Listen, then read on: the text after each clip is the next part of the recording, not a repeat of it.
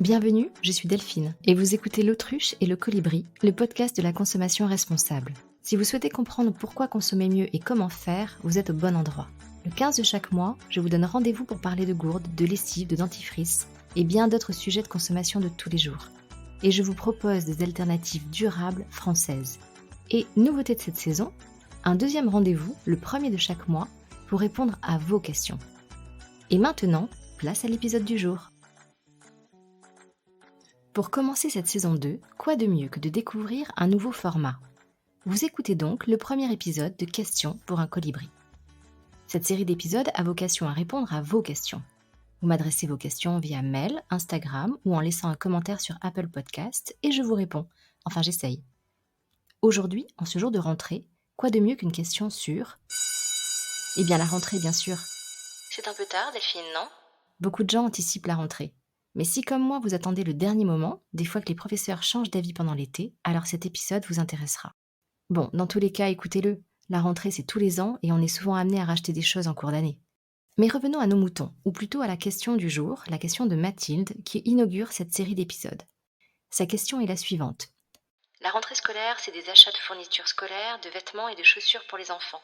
Mais comment éviter de se ruiner tout en préservant la planète ? Merci Mathilde pour cette question, doublement dans l'air du temps, malheureusement, compte tenu de l'inflation et de la situation de la planète. La rentrée scolaire est souvent synonyme de renouveau. Nouvelle année, nouvelles habitudes, nouvel équipement, nouvelles fournitures scolaires, tout est neuf, tout est beau, et on remet les compteurs à zéro. Sauf que tout cela a un coût. En moyenne, en 2021, la rentrée scolaire pesait 290 € par enfant selon une étude Harris Interactive.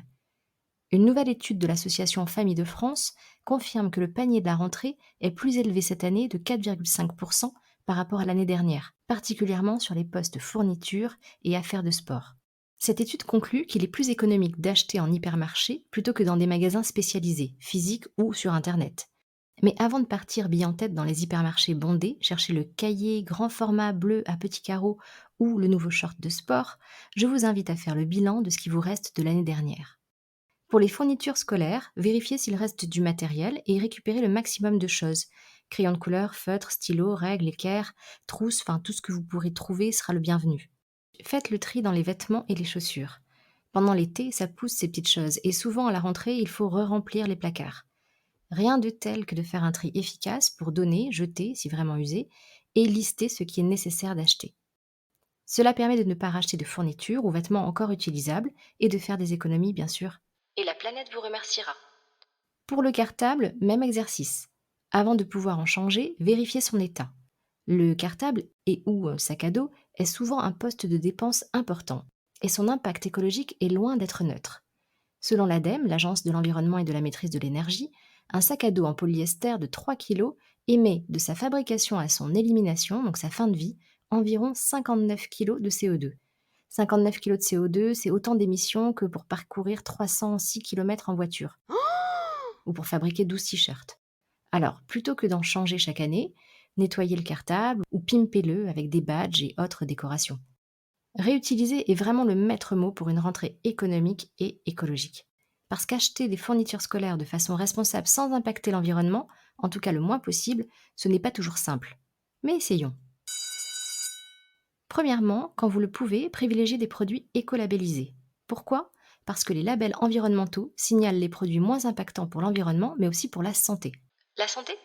Oui, certaines fournitures scolaires peuvent contenir des substances potentiellement dangereuses. Fin août, l'UFC Que Choisir publiait un communiqué de presse déconseillant d'acheter des stylos billes aux enfants. Après avoir testé plus de 30 stylos, mais aussi des feutres, surligneurs, crayons de couleur, l'association conclut que près de 40% d'entre eux comprennent des composants allergisants, irritants, parmi lesquels des phtalates, des perturbateurs endocriniens, des impuretés cancérogènes et bien d'autres substances plus ou moins toxiques. J'y réfléchirai à 2 fois avant de mâchouiller mon stylo. L'ADEME recommande de se fier à l'écolabel, au label NF Environnement ou encore le Nordic Ecolabel. Le marquage CE vous indiquera que le produit est conforme aux normes européennes. Pour éviter les substances nocives, il est fortement recommandé de choisir des colles en bâton plutôt que liquides, sans solvant, des gommes en caoutchouc naturel, non teintées, non parfumées, des règles non colorées ou non vernies. Deuxièmement, essayez de choisir des produits à base de matières recyclées quand vous le pouvez, et ou sans plastique et sans vernis. On ne va pas se mentir, ce ne sont pas toujours les fournitures les moins chères. Privilégiez des pochettes, des classeurs, des intercalaires cartonnés plutôt qu'en plastique, des cahiers avec des couvertures en craft par exemple, des règles en bois ou en métal, ou encore des stylos rechargeables en bois issus de forêts gérées. Je vous dirais bien d'éviter les emballages plastiques pour vos fournitures scolaires, mais cela n'est pas simple. Parce que si comme moi vous achetez en hypermarché, il est vraiment difficile, voire impossible d'acheter des produits qui ne soient pas suremballés. Il existe des e-shops spécialisés dans les produits responsables qui mettent en avant des produits pour la rentrée. C'est le cas de Tout à l'envers ou encore de DreamAct et ses cartables enfants à base de bouteilles en PET recyclées. Privilégiez les produits rechargeables et réutilisables comme des stylos plumes, des porte-mines. Il existe aussi maintenant des cahiers qui sont réutilisables, qui sont effaçables et qui permettent d'économiser des feuilles en papier. Plutôt que de choisir la règle tendance décorée à l'effigie du dernier groupe à la mode, Made in China, privilégiez des produits solides qui seront réutilisables l'année suivante. Une règle en bois ou en métal plutôt qu'en plastique durera bien plus longtemps. Enfin, privilégiez l'occasion en cherchant sur le Bon Coin, Vinted ou encore Bibs, une appli que j'ai découverte et qui permet d'acheter et vendre tout ce dont nos enfants ont besoin, y compris les cartables. Pour les livres scolaires, choisissez Momox, Rakuten, Gibert ou d'autres librairies d'occasion. Cela sera peut-être moins rapide qu'une Fnac, quoique, mais beaucoup plus économique. En plus, vous pourrez les revendre à la fin de l'année. Pour les vêtements aussi, la seconde main est une excellente solution.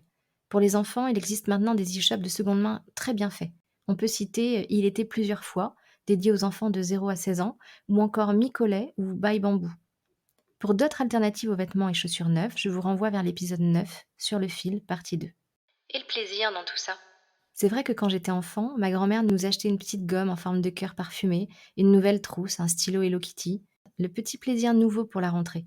Alors, est-ce que nos enfants doivent perdre le plaisir des fournitures ou vêtements neufs de la rentrée pour préserver la planète? Une piste est peut-être de faire la différence entre nouveau et neuf et leur inculquer cette notion. Un t-shirt nouveau dans la garde-robe peut faire plaisir sans pour autant être neuf, non? Je vous laisse méditer là-dessus et je vous souhaite une très bonne rentrée à tous. Merci à vous de m'avoir écouté jusqu'au bout. J'espère avoir répondu à la question de Mathilde et pour ceux qui voudraient me poser des questions pour un prochain épisode de Questions pour un colibri, n'hésitez pas à m'écrire à l'adresse bonjour@l'autruche-et-le-colibri.fr, sur Instagram directement sur le compte du podcast ou me laisser un commentaire sur Apple Podcast. Je tiens à préciser que le podcast est indépendant et non rémunéré par les marques. Si vous appréciez cette initiative et que vous souhaitez l'encourager, laissez-moi une note sur Apple Podcast et en commentaire, n'hésitez pas à me suggérer un thème qui vous intéresse. À très bientôt, au revoir.